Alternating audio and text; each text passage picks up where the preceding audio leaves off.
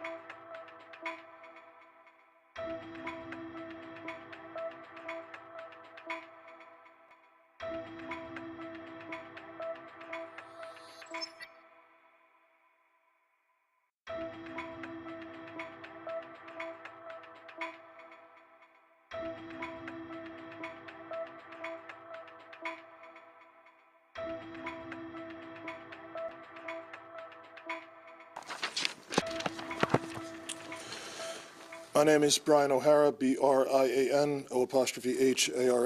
I am the Minneapolis Police Chief. At 6:51 p.m., Minneapolis Police received a 911 call reporting a shooting on the 600 block of 24 Avenue North. Preliminary information indicates that there was a struggle with a federal agent in front of the resident. During the struggle, the federal agent discharged his weapon, striking one adult male. The adult male then retreated inside of the residence, where he remained inside and refused to come out. Eventually, federal agents made entry into the residence, and the individual was brought to an ambulance where he has been transported to the hospital. Minneapolis police have secured the crime scene around the location, and the Minnesota Bureau of Criminal Apprehension, as well as the FBI, are on the scene processing the evidence. There's a crowd gathered in the area, and we have called for mutual aid from the Minnesota State Patrol and Hennepin County Sheriff. The crowd is engaging in unlawful acts. They have thrown fireworks at police officers, and at multiple times, gas has been deployed. Police are attempting to disperse this unlawful assembly at this time. I urge anyone that is at the scene to leave immediately. This is already a very tense situation, and we do not need this to escalate any further. I have faith that the investigators are involved will follow every lead in this case and ensure it is completed to its logical conclusion.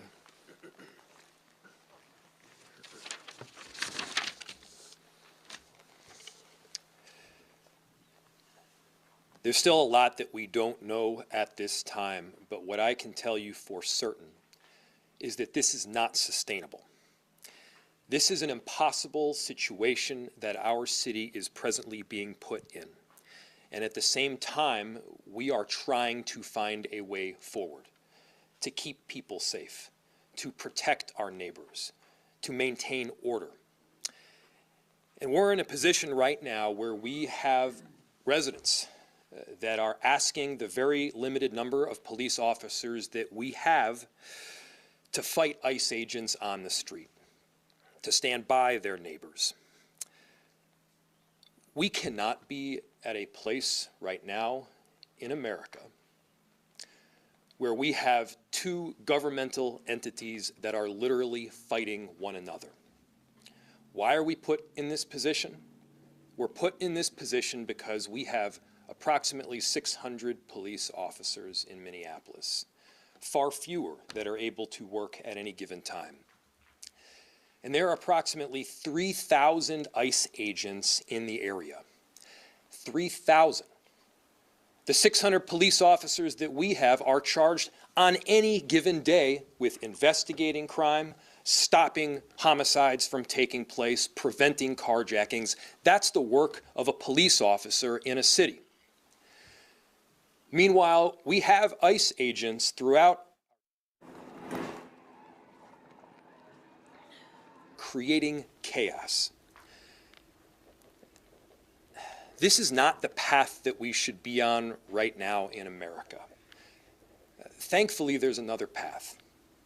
And I want to talk to everybody who's out there, even people who aren't living in Minneapolis right now. Maybe you just put your kids to bed.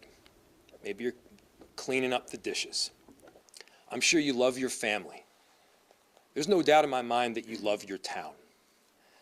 Imagine if that city or that town was suddenly invaded by thousands of federal agents that do not share the values that you hold dear. Imagine if your daily routines were disrupted. The local cafe that you eat at was shut down because they're scared that their own family might get torn apart.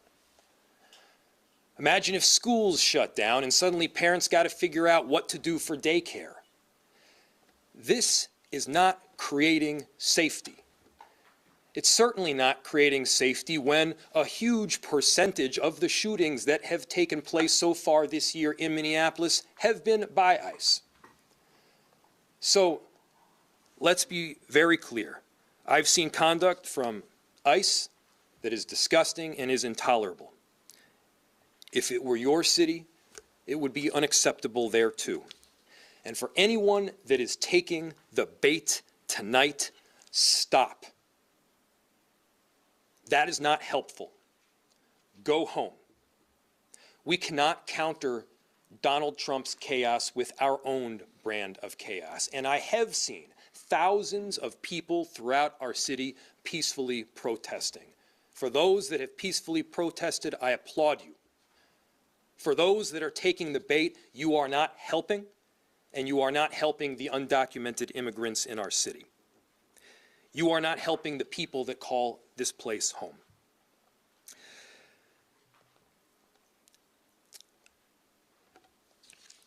ICE can leave, and this massive deployment can come to an end. We have filed litigation to hopefully make it so, and at the same time, I'm deeply concerned that we don't have that kind of time. This is already the second shooting that we've had in a week. People are scared, the atmosphere is tense, but again, there is another option. We can stop going down this route together. We'll open it to any questions. I just wanted to see if you might be able to clear up some of the rumors that were circulating on social media that a pregnant woman and possibly a 12-year-old boy were involved in this. Is that true or not true at all? So there were reports initially that there was more than one person shot. That is not true. There is one person that's been shot. It is a non-life-threatening injury, and they have been transported to the hospital. The remainder of the residents has been cleared. We did have one call of, I believe, a woman having an anxiety attack in the basement of the same residence, the same building. But to my understanding, no one else has been transported to the hospital. And no children involved in this? To my understanding, no. DHS has said that 2 other people came out of an apartment and started attacking the officer with shovels, and that the original person that they were looking for also did that. What has your investigation told you so far? So the question was that people had come out of the residence and attacked federal law enforcement with shovels. The understanding that we have at this time is that this incident began on 94. The individual drove towards the residence, had some sort of accident outside the residence, ran towards the house, and got into a struggle with federal law enforcement. I believe there's a broom and like a snow shovel that's on the scene. And yes, I have heard information that that some individual, at least one person, may have assaulted federal law enforcement. Yes. Will MPD I am not aware if that's the same person who was shot or if that's someone else. will MPD be doing its own investigation of what happened? The question was, will MPD be doing an investigation of what happened? I requested the Minnesota Bureau of Criminal Investigation, Criminal Apprehension to respond, and they are on scene. And you were saying that there was unlawful protesting that happened. Could you be a little bit more specific? The question was about unlawful protesting. It has absolutely become an unlawful assembly. There are individuals throwing fireworks at police officers, individuals throwing ice, rocks, other projectiles at police officers. It is well past the line, and people need to leave. What kind of communication, if any, have you had with federal law enforcement tonight? The question was communication with federal law enforcement tonight. That communication was all on the scene. It was primarily related to trying to ensure that we were getting medical aid because we had a report of a shooting, and then also to try and ensure that we could maintain the integrity of the crime scene so that there could be an investigation into what occurred. Do you know what the condition of the person shot is? And we're also told that agent was injured and taken to the hospital. Do you have any updates on either condition? I have no updates on either condition. It's my understanding that this is a non-life-threatening gunshot wound. And can you talk about anything you know about that initial stop that started on 94, that initial chase, if you will, and anything you know about the person that they were following? So I know nothing about the person that they were following. And then the rest of the question was about the initial chase. It's my understanding that we have some other 911 call indicating that someone from the house was calling, saying that the person in the car was running from ICE. I was driving towards the residence. That's my understanding. Could Mayor Fry respond to criticism that local officials are contributing to rising rhetoric, and that's part of the reason why we're seeing, as you just said, protesters behaving in this way? What rhetoric, so the question was, can I respond to rhetoric? What rhetoric? Just says that there's rhetoric from local officials that they say has just kind of taken up the temperature of everything that's going on in Minneapolis. So the question was, there has been the accusation that local officials have perhaps taken up the temperature in Minneapolis. First, I'll say, show me a single place where I have encouraged anything other than peace. Show me a single place where we have encouraged violence. I have said from the get-go to people in Minneapolis, do not take the bait. We are better than that. I have encouraged peaceful protest, and I'll say it again, I am inspired by the tens of thousands of people who have in fact peacefully protested and fairly documented with transparency what is taking place. That is allowed in any city in the country. And I have made it clear that to the extent people are going beyond that, and those protests are not peaceful, and the violence that the chief mentioned, it's got to stop, and you got to go home. Two more questions. If this situation is not sustainable, as you said a few minutes ago, where do you go from here? What options do you as mayor have from this point forward? Yeah. So just yesterday or the day before, I'm losing track of the days here, Minneapolis, along with St. Paul and the Attorney General's office at the state, filed a lawsuit. That lawsuit outlined the duress that our city is presently experiencing and how making people safe in our city is made all the more difficult based on the presence of ICE. We are hopeful that we will succeed ultimately in that lawsuit. Of course, my concern is that yet another shooting will take place. Yet another person will be injured or killed.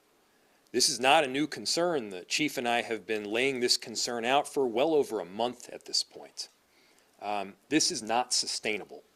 Our officers, they are working tirelessly. Again, we have about 600 officers. There's about 3,000 ICE agents and border control.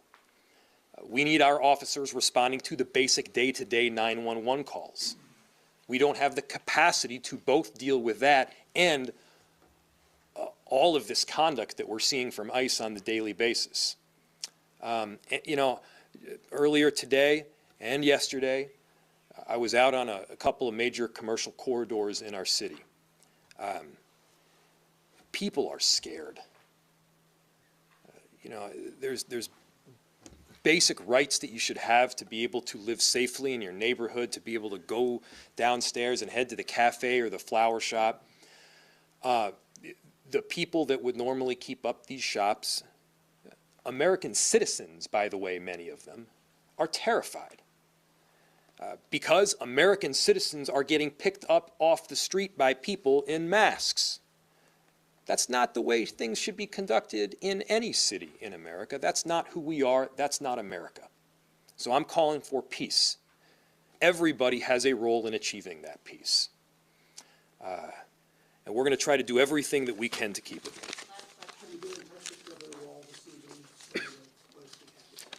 Yes, our office, yes, is in touch with the governor's office, as we've been for the last week here.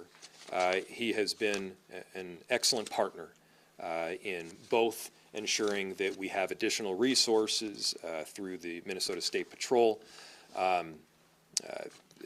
through the Bureau of Criminal Apprehension, and that work will be done in partnership. We have some breaking news, which is that Reuters is reporting, so the Reuters news agency is reporting that Donald Trump has decided he's going to attack Iran in the next 24 hours. That story, they say, is based on some Western officials And then also the BBC has a story about how the US has been withdrawing its troops from Qatar. And the significance of that is that if there were to be an attack on Iran, a possible retaliatory strike by Iran could be against American military bases in Qatar. So obviously, if you move out your military personnel from that base, there is less risk that any of them will get killed in any retaliatory strike. So lots of people, Barry, reading this as, yeah, this is it, right? There is going to be a US attack in the next 24 hours on Iran. That's from Western officials. And then this withdrawal from Qatar makes it seem likely. Do you think what's your read on this? Should we take these reports on their word? Well, I think we had the report earlier today about the personnel being pulled out of the Al Udeid Air Base, which is the biggest US military base in the Middle East. And also, we should remember that is where Iran fired missiles at that base after the Israeli-US attack on the 12-day war last year. And now we have this reporting from Reuters. It cites 2 European officials and 1 Israeli official. So, it's convincing reporting from, a news agency that doesn't tend to get these things wrong and has very good sources in European governments and in the Israeli government. So for me, this Reuters report is the best indication we have that something may be about to happen. What is about to happen in terms of what the scope of the attack would be is completely unclear. And I think the Israeli official actually said that to Reuters. The official said that they appear to believe Trump has decided to intervene, but they don't know what the scope is going to be and when exactly it will happen. I think I had discussed with somebody else earlier as well that there are reports, and this is, accepting that the information coming out of Iran is very, very difficult to confirm. But there have been some convincing reports that the protests may be ebbing a little bit. So I think Trump's pretext, because it is a pretext, that he is going to attack Iran to help the protesters. I mean, the window for the pretext might be slightly closing, which could explain why he's moving to act quite quickly now, potentially. Yeah, because obviously he'd said, if you shoot on the protesters, I will intervene and come to their defense. I mean, obviously the motivation for Donald Trump is not going to be to defend protesters, right? That's not why he does anything. But as you say, the pretense, that was it.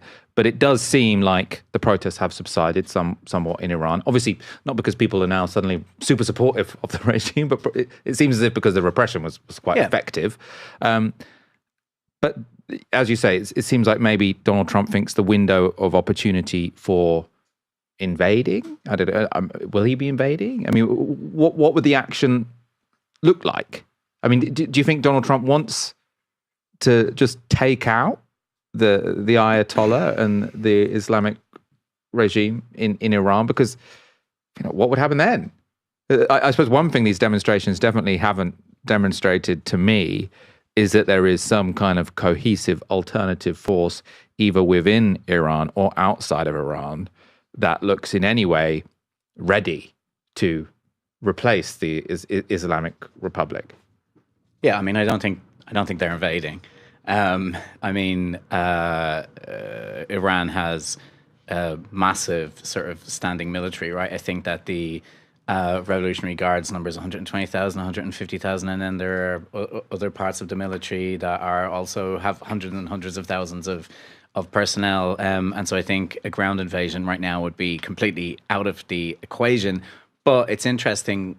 There has been reporting that people in DC, whether they're people close to the administration or DC wonks, have started to talk about the Venezuela model, right? Which is how they see it now is the model of going in and chopping off the head of the snake, whether that's, abducting them or killing them, and then effectively using the remnants of that state as your sort of your client government, your puppet state.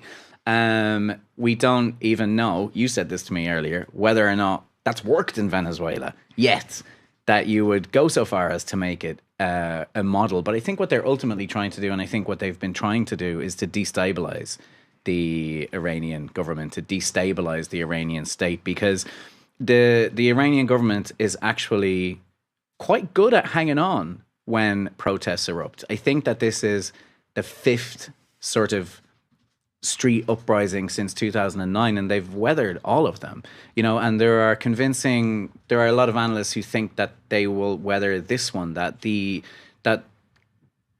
the only way that it can topple them is if the protests continue for a longer time, and if there are fractures within the political elite or the security forces. And we haven't, again, accepting the fact that it's really hard to confirm what's happening in Iran right now. We don't seem to have seen those fractures. So is Trump looking to destabilize the regime? Is Trump looking to chop the head off the snake? Again, I really don't think we know.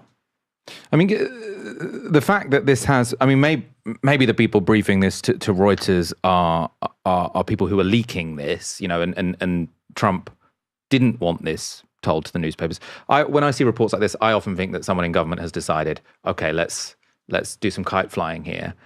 And if you wanted to, do what has been done in Venezuela and take out the Ayatollah, I don't know if you're going to be able to sort of land and arrest him and taking him alive, or maybe do what they did to Qasem Soleimani, which is just kill him.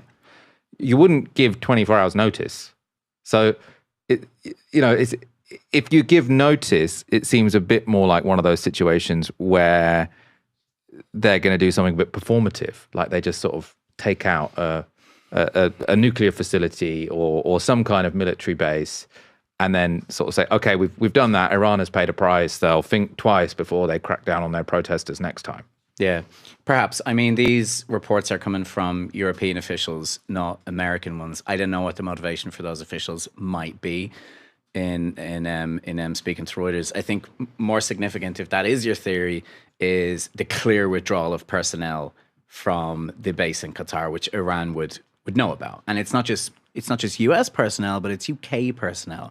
I think that detail of some UK personnel being withdrawn makes it more plausible that an attack is imminent in the next 24 hours, because I'm not sure that the US and the UK would have cooperated on that kind of a smokescreen. I think that the UK would withdraw its personnel because it thinks that there's a good chance of something happening there.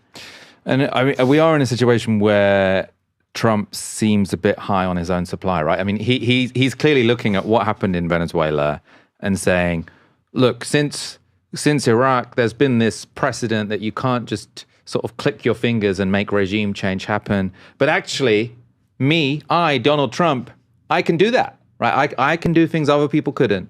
And other people say they don't like the Islamic Republic, but I'm a man of action. And just like I did in Venezuela, I'm going to take him out. Some people will get hurt, but not many people. No Americans will get hurt. And ultimately, we're going to completely reshape the world in our image. Was that your Donald Trump impression? I'm not very good at Ash and Aaron have a better Donald Trump than me, but that was... Actually, I've seen Ash do a really good one, but it was okay. It was okay. It was 6 out of 10. No, not 5.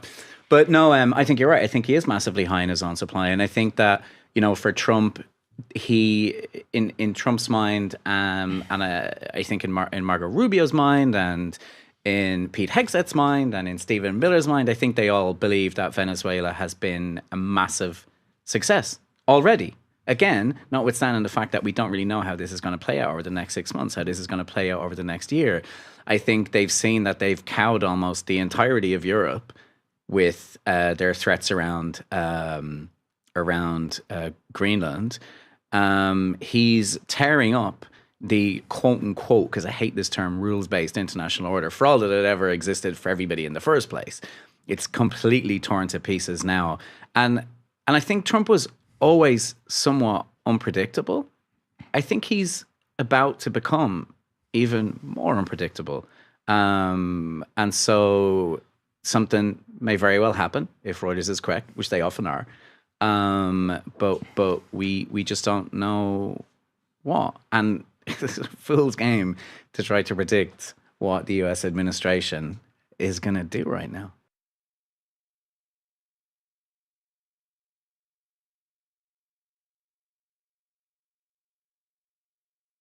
Museveni, Bobi Wine, people of Uganda, listen to me. When a government shuts down the internet 2 days before a high-stakes election, that is not public safety, that is fear. Fear of the people, fear of the youth, fear of the truth going viral on TikTok, YouTube, X, and every live stream that can expose what happens at the polling stations. The Ugandan authorities pulled the plug. No WhatsApp, no X, no connection. But who created the conditions for distrust? When the same man has ruled for 40 years, when opposition rallies are blocked and activists are jailed, when every election trend looks like a copy-paste of the last result, people do not believe your words anymore. Yoweri Museveni is terrified. He is afraid because the African youth are no longer sleeping. They are waking up to the reality of digital sovereignty. Bobi Wine, they have cut your voice because your message is a vibration that can shatter their glass palaces. To the youth of Kampala and beyond, the internet is a tool, but your resolve is a weapon. You don't need a signal to know that the time for the elders to rest has come. This isn't just an election. It's a test of our Pan-African spirit. The revolution will not be televised, and in 2026, it won't be posted. It will be lived in the streets, homeland or death.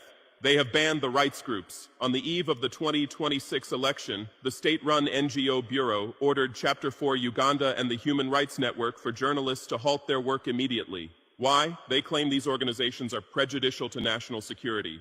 In Africa today, there is a new phrase we must learn: internet blackout democracy. From Uganda to Ethiopia, from Sudan to the Congo, too many regimes now follow the same script. Elections come, tension rises, and suddenly the network goes dark in the name of security. They pretend this is about stopping fake news, but the real goal is to stop real news from reaching the world. Museveni, you are not the first to do this. Others shut down Facebook, blocked WhatsApp, throttled Twitter, slowed YouTube until live streams died in buffering. They say they are protecting peace, yet it is always the ruling party's narrative that remains online on state TV. When independent media, rights groups, and digital activists are silenced while the government's voice keeps broadcasting, that is not fighting disinformation. That is manufacturing one official lie. To the youth watching from Kampala's streets and the diaspora, understand, whenever you see internet shutdown trending before election results, you are not witnessing stability. You are witnessing fear management. The blackout is not a sign of strength. It is the confession of a regime that cannot trust its own citizens with a simple connection. President Museveni, let us speak plainly. A leader who trusts his mandate does not fear Wi-Fi, 4G, or live streams on YouTube and TikTok. A leader who truly believes his people are with him does not order telecoms to pull the plug on an entire nation just days before voting. When you cut the internet, you are not defending Uganda, you are defending your seat. You say you are protecting national security, but from whom? From terrorists, or from smartphone cameras, from foreign agents, or from Ugandan youth going live at polling stations, filming ballot stuffing, intimidation, and ghost voters? If your security depends on darkness, then your system is built on shadows, not legitimacy. 40 years in power is already a message to Africa. Coups, crackdowns, and now a 2026 internet blackout are adding a new chapter to that story. You can switch off Facebook, slow X, and block WhatsApp. But you cannot switch off the memory of a generation that watched you silence them in real time. Power that fears the camera is power that knows it can no longer survive the light. Bobi Wine, brother, your name now travels with hashtags, protest clips, and broken microphones. They try to box you in as just an opposition candidate, but what you represent is larger. The anger of an African youth tired of 40-year regimes and elections that feel pre-decided. When Uganda's rulers cut the internet, they were trying to cut your voice, but they also proved your point. They fear the ghetto youths you sing for, the boda riders who share your clips on WhatsApp, the university students streaming your rallies on TikTok and YouTube.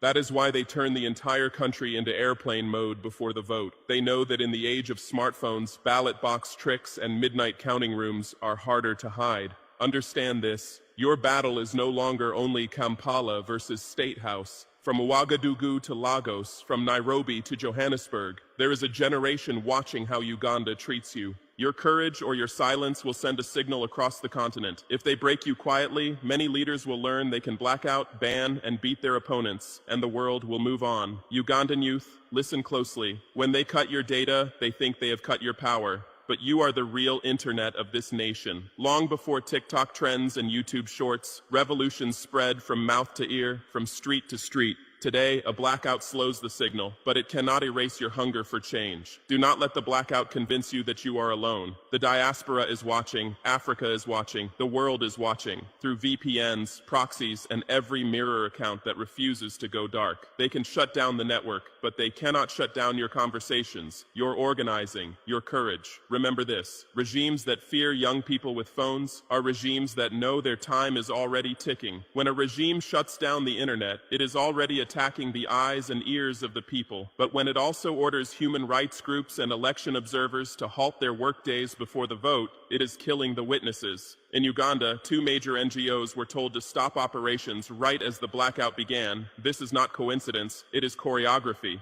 Museveni, you know exactly what you are doing. You remove the cameras, then you remove the note takers. You silence the local monitors who document intimidation, disappearances, and fraud. You push out international observers or restrict their movements, and when the results arrive, you say, there was no evidence of irregularities. Of course there is no evidence, because you banned the people whose job is to collect it. To the people of Uganda, understand this playbook. When NGOs are smeared as foreign agents and threats to sovereignty right before elections, it is usually not because they are planning a coup, it is because they might expose one. Internet off, NGOs out. That is the perfect environment for the manufacturing of peaceful election results that were written long before you cast your vote. Some will say, this is not a coup, this is constitutional. There are courts, election commissions, observers. But listen to the logic of digital dictatorship. Instead of tanks on the streets, you roll out shutdown orders to telecom companies. Instead of burning ballot boxes, you suffocate live streams and data traffic. The method is modern, but the spirit is the same. Hold power at any cost. Museveni, you have simply updated the toolbox. Where past dictators stuffed newspapers and jammed radios, you now throttle bandwidth and pull the plug on social media. To Africans watching this on YouTube after the blackout lifts, do not be fooled by the smooth language of 21st century repression. Whether it is soldiers at the broadcasting house or regulators at the internet exchange point, the goal is identical. Control what you see, what you say, and what the world hears about your struggle. Changing the tool does not change the crime. When Uganda cuts the internet, bans NGOs, harasses opposition, the statements are concerned, monitoring the situation, calling for calm, carefully chosen words that protect relationships, not rights. Museveni, you have survived this long because you understood one thing. As long as you are useful in regional security, as long as your army can be deployed in Somalia, as long as you are seen as a pillar of stability, many partners will close one eye during your elections. They will sanction loud dictators they do not need and tolerate quiet digital dictators they rely on. To Ugandans and all Africans, when you hear soft diplomatic language after a hard blackout, remember this is not neutrality, it is selective outrage. If the same internet shutdown happened in a rival state, there would be emergency sessions, televised condemnations, and threats of sanctions. But because it is an ally, they call it an internal matter. Your freedom cannot depend on how useful your ruler is to someone else's foreign policy. Uganda, your story is not isolated. In Burkina Faso, in Mali, in Niger, we have seen how outside powers praise stability, while our people live under fear, corruption, and foreign military footprints. In the Sahel, we rejected that script. In Kampala, you are now facing a different version of the same game, this time played with firewalls and shutdown orders instead of foreign bases. When the Alliance of Sahel states condemns operations that disrespect sovereignty, it is speaking from experience. We know how quickly security cooperation becomes a leash around a nation's neck. Uganda, your blackout shows another kind of leash, control of your digital arteries. Whether it is troops on the ground or fingers on the internet switch, the objective is the same: keep the system safe, not the citizen. From Ouagadougou to Kampala, the lesson is clear. If you let others define who is a reformer and who is a strong man, who is a partner and who is a problem, you will never build a truly free Africa. Our peoples must be the ones to decide that, and they cannot decide if their voices are cut off every election cycle. To every African leader watching Uganda, understand this clearly: the more you fear your people, the closer you move to losing your throne. When you copy the internet shutdown playbook, you may win one more election on paper, but you lose something far more important: legitimacy in the hearts of your citizens. Museveni's blackout will become a case study on YouTube, TikTok, and in every Africa breaking news documentary. How to rig perception without touching a ballot, cut the internet, silence NGOs, intimidate the opposition, then declare victory while fact checkers are blind. Do you really think history will call that leadership? You walk into the arena with the cameras on, not off. But when you treat your own youth as a threat, when your first instinct is shut down instead of dialogue, you turn your country into a pressure cooker. And pressure cookers always explode. If not today, then tomorrow. If not at the ballot box, then in the streets. My message to Bobi Wine is a warning. Do not look to Washington or Brussels for your salvation. They will cheer for you on the news, but they will never sacrifice their strategic interests for your freedom. True independence means being the master of your own house. In Burkina Faso, we broke the chains of the CFA franc and expelled the foreign military because we realized that sovereignty is not a gift from the West. It is a struggle against them. Uganda must decide. Do you want to be a sovereign nation or a resource colony for the highest bidder? The shadow is long, but it disappears when the people stand in the light of their own truth. Homeland or death? Bobi Wine, you have the heart of a lion, and you have mobilized the youth through the power of song and people power. But you are facing a machine, the NRM, that has spent 40 years turning the state into a fortress. Museveni does not see your beret as a political statement. He sees it as a target. He has traded his own revolutionary past for a pair of heavy combat boots used to crush anyone who dares to walk toward the palace.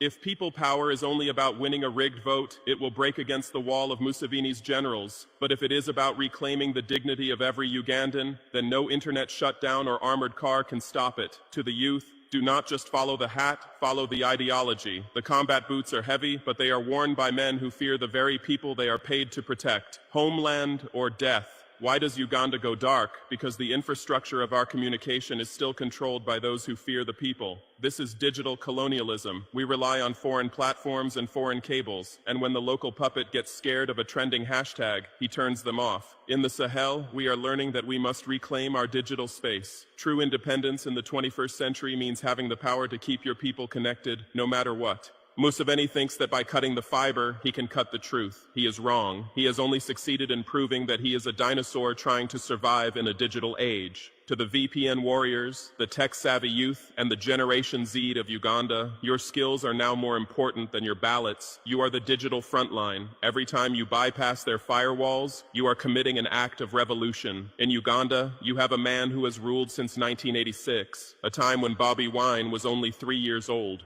President Museveni is now 81, seeking a 7th term to potentially rule for half a century. This is not leadership, it is a monument to the past. These elders are terrified of the youth because they no longer understand them. They see a mobile phone and they see a weapon. They see a digital generation and they see a threat to their stability. When a leader stays for 40 years, he stops serving the people and starts serving his own legacy. He begins to treat the nation like a private inheritance to be handed to his son. To the youth of Uganda, you are not too young to lead. You are exactly the age that the world needs right now. If the pharaohs refuse to step down, the sun will still rise, and the shadows of the old world will eventually vanish. Homeland or death? We know the pattern. When the numbers don't match the reality of the streets, the masks come off and the iron fist appears. I want to send a direct message to the Ugandan security forces. Who are you shooting? Look at the faces in the crowds. Those are your brothers. Those are the mothers who sell tomatoes in the market to pay for the very boots you are wearing. President Museveni will stay in his fortified bunker in Entebbe, but you will be the one standing in the heat and the dust. Do not follow orders that require you to spill the blood of your own kin for the sake of one man's 7th term. In the Sahel, the army and the people are becoming one body.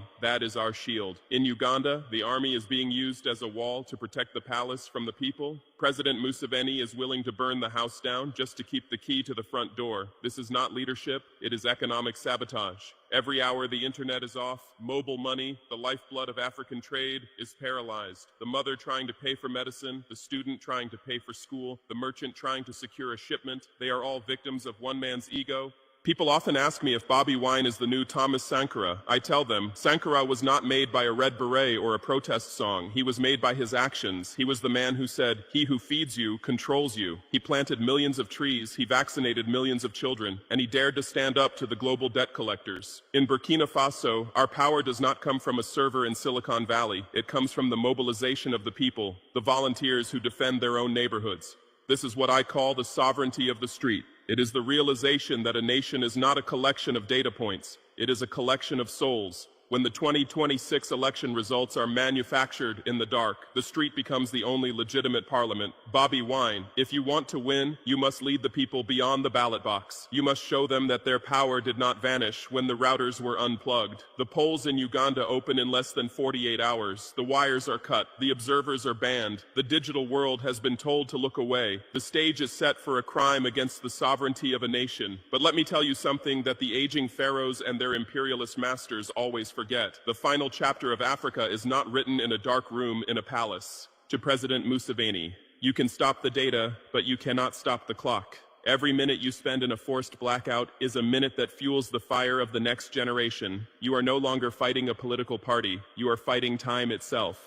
To Bobi Wine, stand firm. Remember that a leader is only as strong as the people who carry him. Do not trade your revolutionary heart for a seat at a table built by your oppressors. To the youth of Uganda, you are the descendants of kings, warriors, and revolutionaries. Do not let an 81-year-old man with a kill switch tell you that you are invisible. In the Sahel, we have shown that the old Africa, the Africa of begging, of fear, and of 40-year reigns, can be defeated. We have achieved food self-sufficiency, we have reclaimed our minds, and we have looked the imperialists in the eye and said, no. Uganda, the internet may be down, but the fire is rising. Assume your revolt. Do not be pitied. We are no longer the forgotten peoples. We are the masters of our destiny. From Ouagadougou to Kampala, one message remains. La patrie ou la mort, nous vaincrons. Homeland or death, we shall overcome. Victory belongs to the people. Thank you. John Trump imposes sweeping 25% tariffs on nations trading with Iran amid deadly protest. Crackdown by Juba Global News Network, JubaGlobal.com, Washington, D.C. January 13, 2026, in a bold escalation of economic pressure on the Islamic Republic of Iran, U.S. President Donald Trump announced on January 12 that any country conducting business with Tehran will immediately face a 25% tariff on all trade with the United States.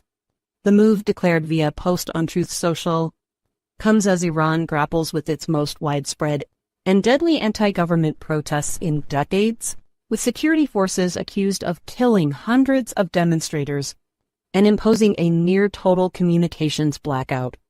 Effective immediately, any country doing business with the Islamic Republic of Iran will pay a tariff of 25% on any and all business being done with the United States of America, Trump wrote.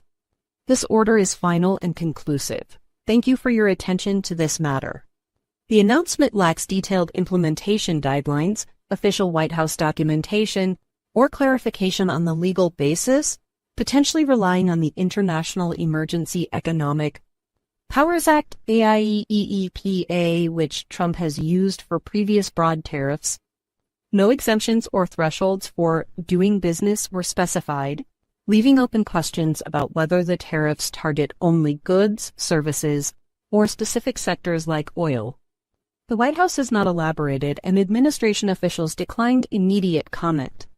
This tariff policy directly targets Iran's key trading partners, who have helped the regime circumvent long-standing U.S. sanctions. China remains Iran's largest partner, purchasing the bulk of its oil, often through intermediaries, and shadow fleets accounting for an estimated 90% fixes or top-up or more of Tehran's petroleum exports in recent years. Other major traders include India, the United Arab Emirates, UAE, Turkey, Iraq, and to a lesser extent, Russia and Brazil.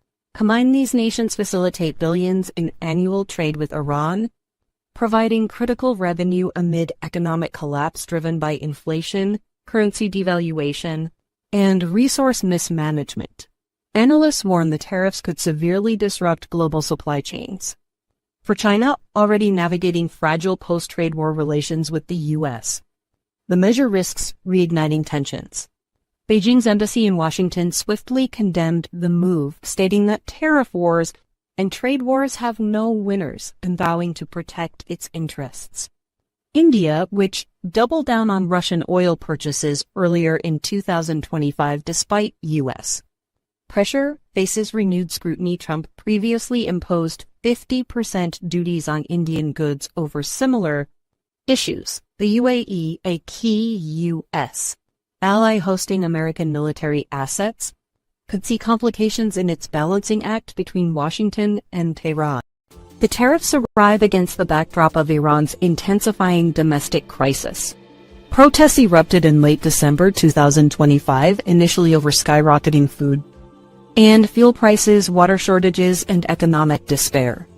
They quickly morphed into calls for regime change, with demonstrators chanting against Supreme Leader Ayatollah Ali Khamenei and burning symbols of the Islamic Republic. Human rights groups report grim figures. The U.S.-based human rights activist news agency HRNA has verified at least 572 deaths, including protesters and security forces, and over 10,600 arrests. Norway-based Iran Human Rights estimates 648 fatalities, including children, with some sources suggesting the true toll could be far higher due to the internet shutdown that began January 8.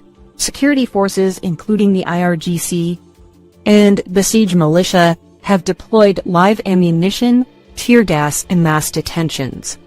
Report described hospitals overwhelmed, morgues overflowing, and doctors threatened against treating injured protesters.